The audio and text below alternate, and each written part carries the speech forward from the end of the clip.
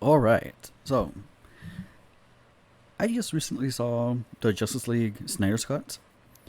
Admittedly, I haven't seen the first version that was released, the Justice League, the theatrical version, or anyways, I haven't seen that version. I've only seen this Snyder's Cut.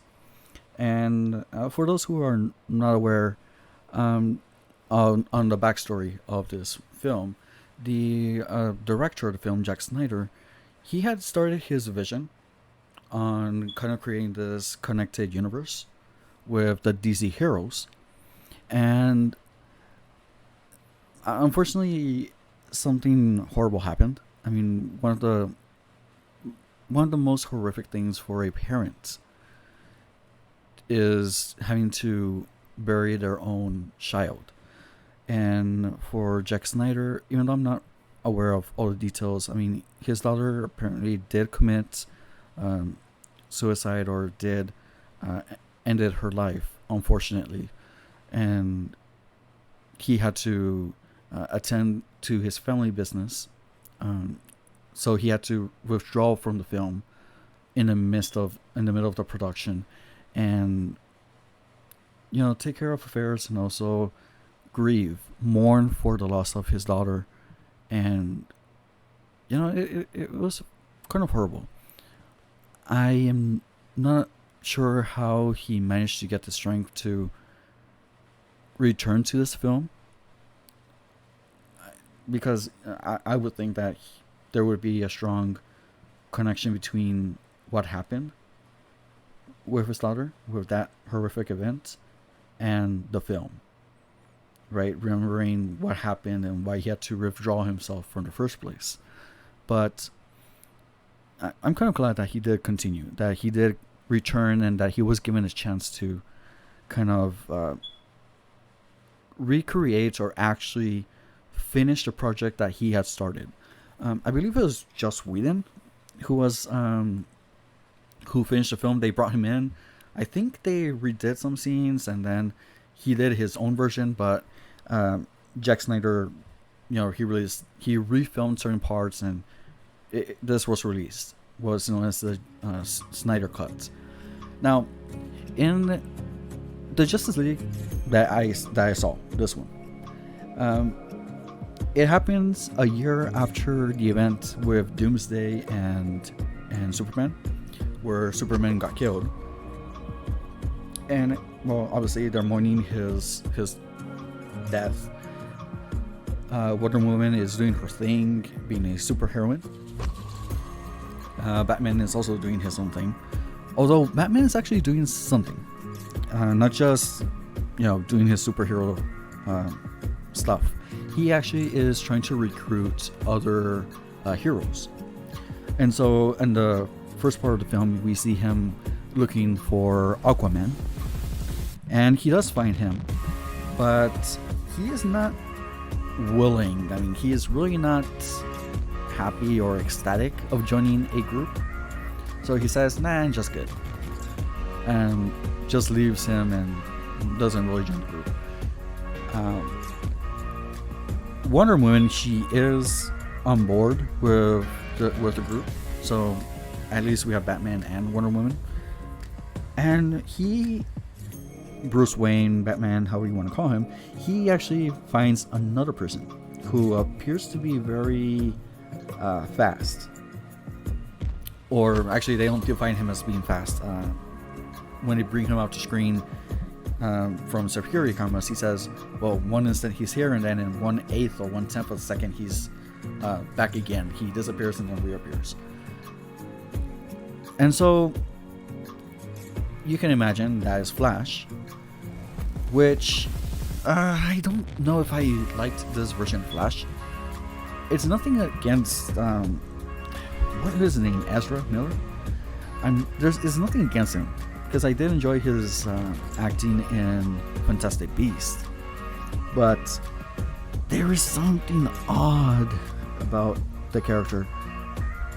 I don't know. Personally, I'm more of a fan of the Warner Brothers series, The Flash, with what's his name, Grant Gustin.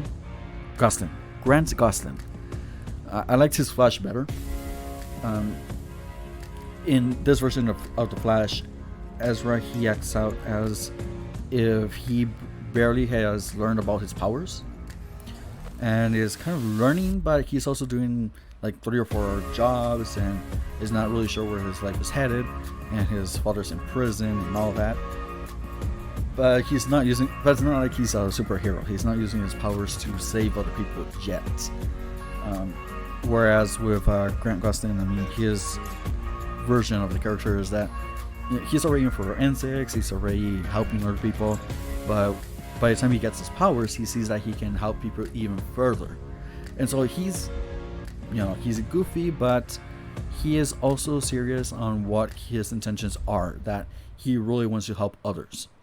With this version, with Ezra's version, it felt like his motivation for joining the group is because he thinks Batman is awesome, and then he has a crush on Wonder Woman. But yeah, I'm not a fan of this version. It's not bad. It's not good. I didn't prefer it. But then there's also like another hero that comes into play. Well, not a hero per se. What it is that if anybody is familiar with Cyborg, I wasn't familiar with Cyborg. I think I've only known of him because of my nephew. He used to watch Teen Titans, and Cyborg is one of the characters, one of the heroes on that. So, before I continue, I am going to preface by saying that I wasn't much of reading comic books when I was younger. I didn't have access to comic books, so I didn't really read them or even want to read them because it wasn't something I had at hand. For me, my favorite heroes have always been Spider-Man and Batman. And the reason is that Spider-Man, like both characters, Spider-Man and Batman, they are incredibly smart. And it's not always, in the case of Peter Parker, it's not just about the powers. I mean, he does, these things with his web shooters and all that. And Batman, he also has like these different devices, but at least in the Batman series, the cartoon series, he always had kind of these trivial bits of information that he would later use to kind of defeat his opponents. So it wasn't just, oh, I have a stick and I'm going to beat you with it. Or, oh yeah, I can overpower you and I'm just going to use brute force. I mean, there was some strategy and there was a reason behind everything. And that's why they were always victorious. And so that's why, Spider-Man was and it will always be my favorite Marvel character. Although I never knew about like the whole Marvel DC thing. Like for me, they were just heroes. So Spider-Man and Batman have always been my favorite heroes. That being said,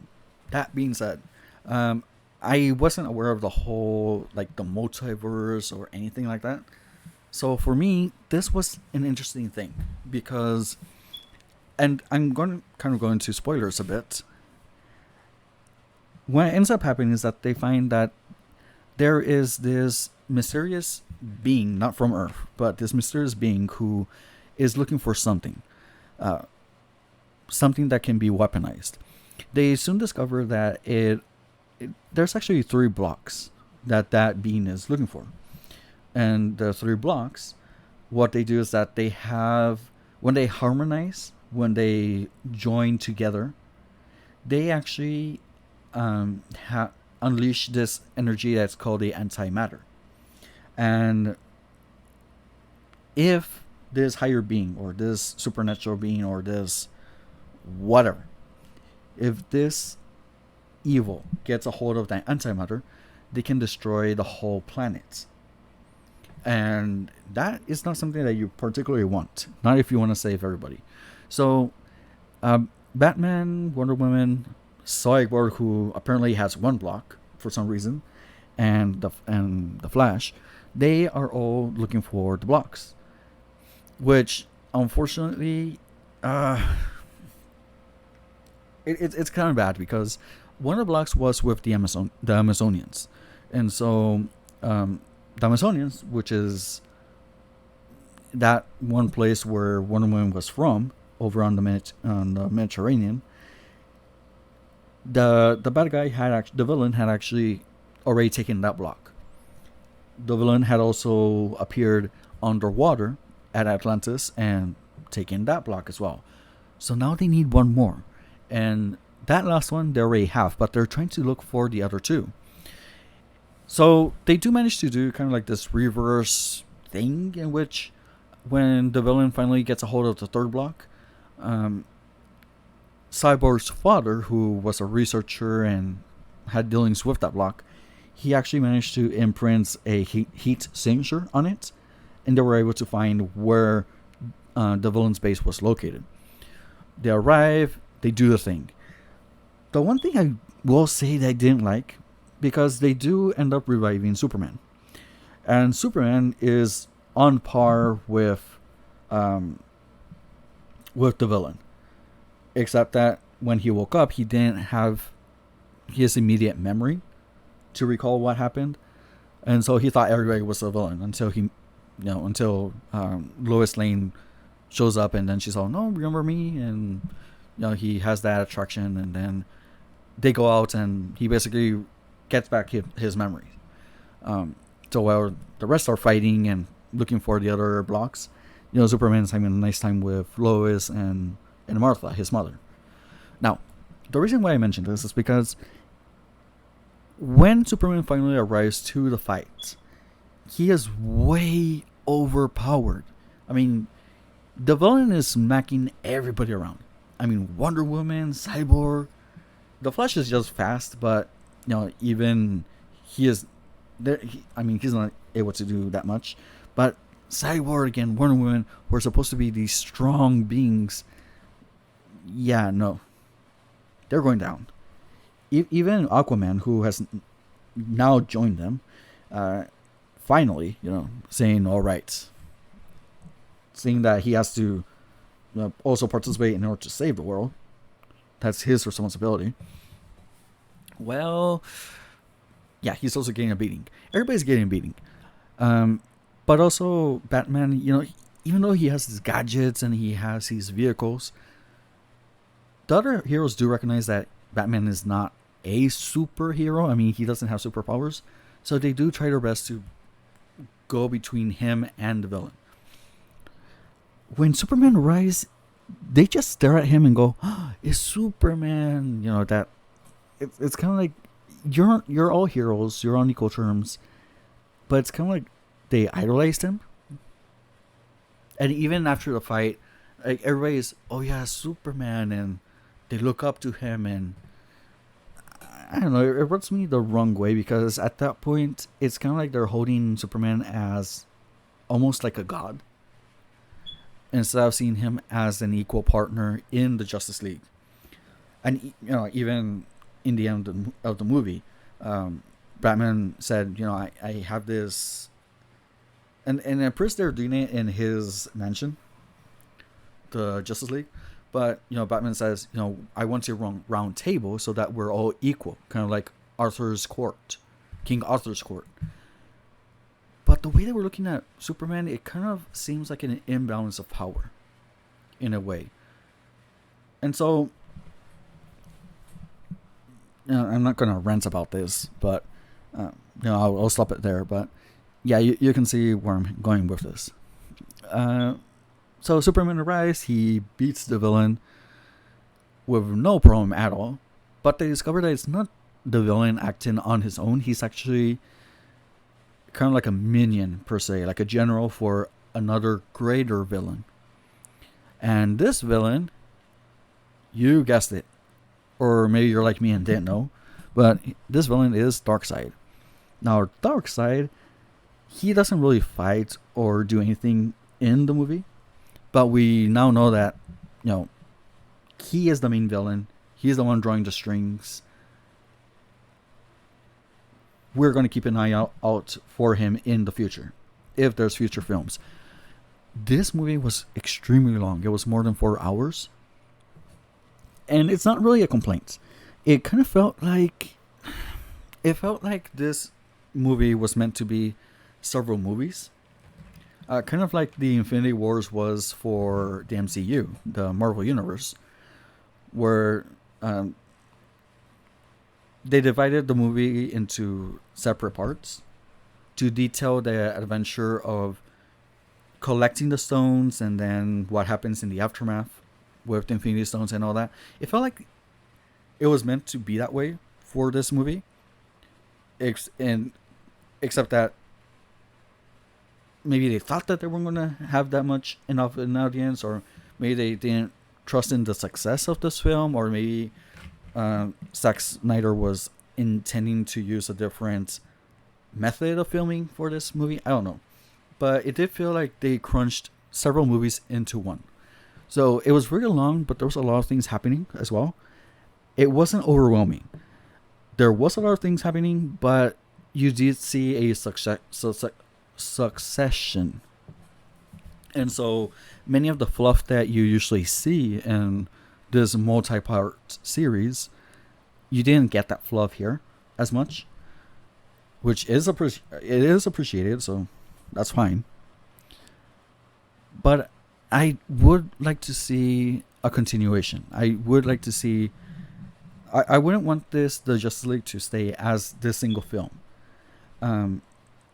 They do set it up quite nicely, I find. Zack Snyder, as I recall, he also filmed Man of Steel, Batman versus Superman, and in the movie Batman v Superman, Batman has a vision, and in that vision, he saw the world in devastation, and that Superman was kind of at the head of it.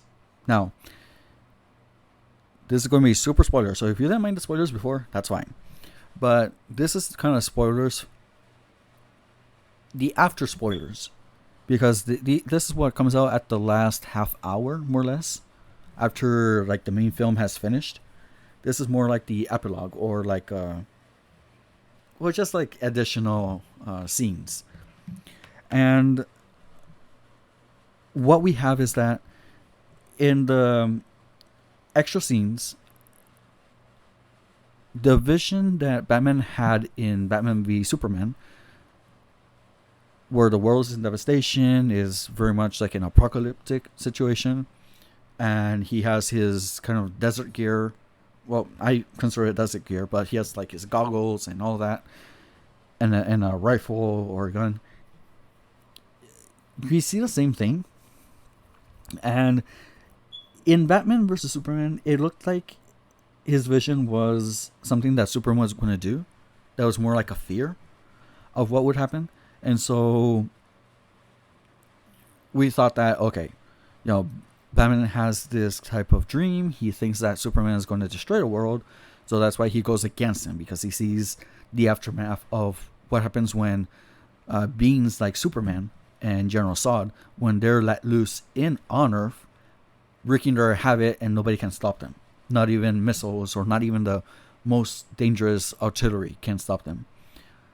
However, at the end of this next Zack Snyder's cut, we do see the same scenery, apocalypse, the gear. Even Superman is the one who wreaks the havoc. But now there's a little bit more context, because as it turns out, in the extra scenes, Batman is out with a group. You have a villain who is usually a villain, but I guess they're now allies, temporary allies. He's also with the Joker. He's with Cyborg, I think. I mean, he's with a group of people. And from what you get from the conversation is that somebody dies, and so Superman gets incredibly angry. And because that person died, Superman lets loose his rage, and now the world is at his feet.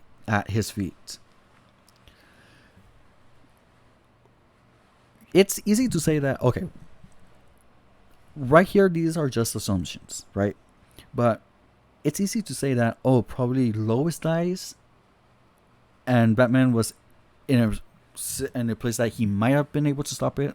But since he didn't, Lois dies, Superman loses it, and that's what happens. However, I do want to propose something, Because what if? Now, again, I've never read the comics. I'm not familiar with the whole like Dark Side saga series, whatever. What if it's not Lois? Maybe somebody else dies. So, a character that usually we see along with Superman is Supergirl. We have not seen Supergirl at all, who is another Kryptonian and who has the same powers as Superman. However, what if the person who actually dies, sorry for the peeking, I just saw like the red bar. Anyway, what if the person who dies is actually Kara?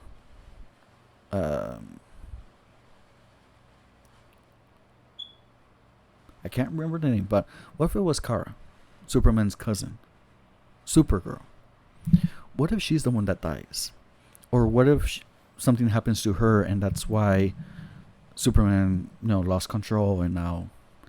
Because if you think about it, Supergirl is Superman's cousin. She's also the last remaining relative that he has.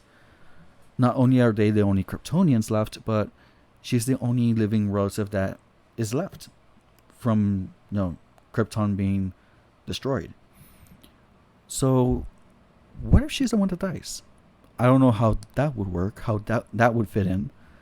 I also don't know what happened to Lois, even if it was, Kara who dies. But there's a lot that this movie kind of sets up. It does it real nicely because from the way it looks, it's just... I mean, it's not that it's just a dream, but it looks like Batman does see this in his dream, but it's happening. It is actually happening in another universe, because it is established that Darkseid is from a different universe. But what if... I don't know. The way I see it is that this is being set up so that it looks like on a future movie, maybe the Justice League from this world, this universe, will somehow revisit the universe that is the dream, what Batman dreams of, and might try to fix things there.